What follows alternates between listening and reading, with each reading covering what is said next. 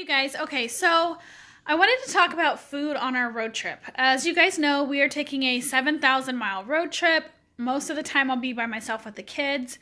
And because we're gone for such a long time, we're going to be gone for 41 nights. We really need to save money. Obviously, this is a huge road trip. We're tent camping almost every night. Eating out on the road with kids, and 2 of us have food allergies, is going to get really expensive. So the plan is most of the time, as much as possible, and when we're on the road, to actually buy our own groceries every couple days and make our own food. If we're in the big cities like Los Angeles, San Francisco, so much easier just to eat out. We're not going to like carry backpacks with us with food, maybe snacks. So part of the way that we're saving a ton of money on this road trip, besides tent camping across the country, is actually to buy our own groceries. So before our trip, the last several months, I've started adding non-perishable food items that are easy to open with a pop top or a bag to a stash in our house so that we can just shove them in little nooks and crannies of the van and make it last as long as we can. So I was going to share with you guys some of the stuff that I've bought, where I've bought it. So if you're going on a big road trip and you need to pack a lot of snacks for kids, for just adults, these are some ideas for you, all right? So in this box, I have goldfish. I found goldfish with zipper seals here. So my kids hopefully won't make quite as big of a mess in our car with crackers. I also have stocked up. I found a deal on beef sticks and beef jerkies online. I really like Thrive Market, and they had a lot of deals for those. So I have a whole box full of those. The Dollar Tree, normally I don't shop there for groceries, but they have a lot of like travel size food items, which is kind of nice when you don't want things to go bad. We're not going to have a refrigerator with us. So I got a lot of things at the Dollar Tree. Although I will say we are bringing a small soft-sided cooler just for trying to hold things over one night. It's not going to have a lot of stuff because I don't want to have to deal with buying ice and stuff. But I bought this little travel size packet of Velveeta. This will be good for the ones in the family that don't have dairy allergy, and then we don't have to buy a big thing and waste it. Also, I found a ton of these on clearance somewhere or at the Dollar Tree. I don't know. I bought a couple cases of them actually. And it's just dried fruit. I bought a lot of different flavors, so this will kind of tide the kids over. Let's see what's down here. Oh, so down below, dried fruit, got some coconut chips. Well, all this at the Dollar Tree right now is tons of bags of cereal. And they have all different flavors, but what I really like is that these cereals have a reclosable bag top. So the kids can either just pour their milk and eat straight out of the bag, or they can just snack on it and then reseal the lid. Again, kids in the back, gonna have food everywhere.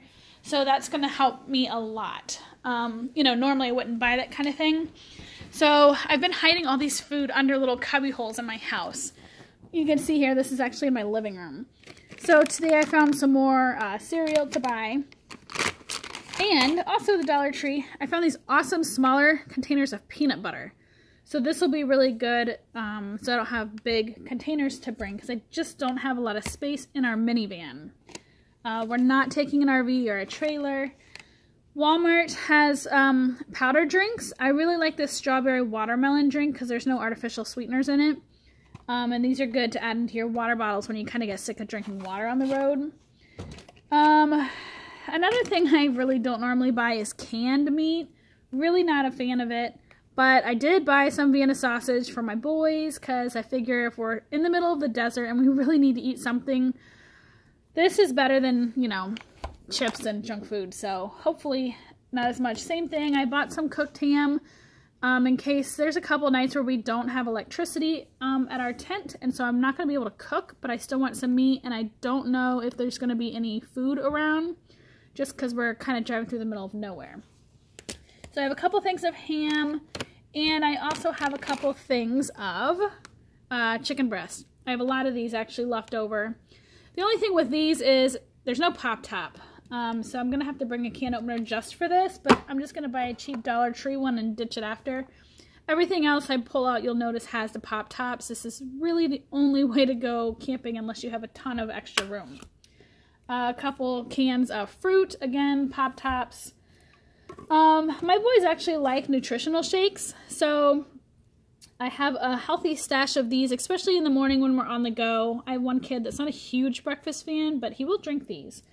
So this will be good. More nutritional shakes. Let's see what we got down here. Another resealable bag option, I think from Aldi. I think is where I got this. Peanut butter filled pretzels. Let's see, I have several boxes of applesauce here. And I have stored away tons of different granola bars. I have a lot of different brands, a lot of different flavors. That way we don't get tired with the same thing. Let's see what's down here. Oh, yep, there's some Kind bars. There's some more fruit stuff in the back. And then I also got Sprite Gum. If you've never heard of Sprite Gum, this is one of my favorite. It's made with xylitol, and it's gluten-free. It's all like natural stuff. But there's research base behind this, and this actually prevents cavities. And this has been a huge part of what we've used growing up with the kids. And they've actually had dentists that are behind this with all the research and all that stuff. I actually went to a conference on it. It was really good. Anyways, you can buy this at any natural pharmaceutical type stores or buy it on Amazon is usually what I do. But the idea is that this xylitol is cavity preventing, and so we use it when we're on the road, and the kids can chew it after they eat, mostly breakfast and lunch, or lunch times if we're out on the road or if we're out for dinner before they get to back to campsite to brush their teeth. So that is just some of our food stuff. I have more applesauce pouches and fruit stuff downstairs. I have a whole nother like pile of food downstairs. But the nice thing is this is all pretty small stuff. So I can squeeze this literally in between the seats, underneath the children's seats. Obviously I will have little bags and stuff of this. But the whole idea is not to have a ton of packaging on the trip and have everything in resealable containers. And not to have anything that we can't finish in one sitting that's perishable. So, you know, we're not going to be buying milk on the trip unless we buy a really small carton and just use it for one day.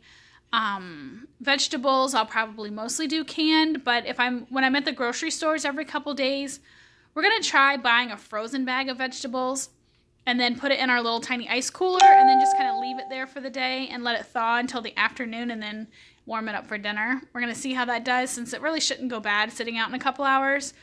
We'll be driving across Route 66, so there's a lot of hot desert there in the summer. And then up the Pacific coast all the way up to Washington where it can get a lot colder. So I'm kind of interested to see how this goes. You know, we have 3 kids. We did not get any fruit snacks for this road trip. I'm only going to buy those if they're immediately consumed because, again, driving through the desert, it's going to be really hot. Last thing I want is fruit snacks melting, huge sticky mess in the car. Not a good idea.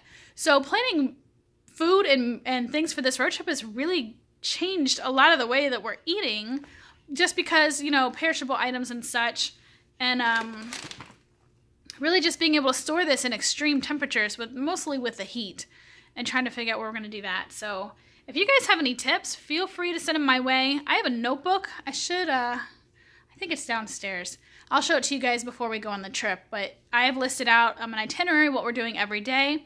I have a spot where I'm writing in how much we've spent every day so we can keep track of our budget because we are on a tight budget for this road trip because it's so big, and costs can get out of hand really quickly. And so in there, I also have a sheet of paper, and I've got a section where I've been writing meal ideas for on the go and snack ideas and things that we can make easily with or without electricity. And also, you know, things that we don't want to bring perishable stuff with us. Not going to bring bananas in the car because they're going to get squishy, but apples are okay, that kind of thing. So, if you guys have done cross-country road trips and eaten mostly on the road, let me know. Give me some ideas for recipes. A lot of the recipes I've seen on Pinterest, you know, we're not sitting at a campground for hours and on end just enjoying food over the campfire. So a lot of these recipes don't work for our kind of trip. It's kind of a unique food experience for trip. So anyways, if you guys have any really awesome ideas, let me know. And you guys have an awesome day. And if you got any road trips planned up, let me know. I want to know where you're going. All right, guys? Bye.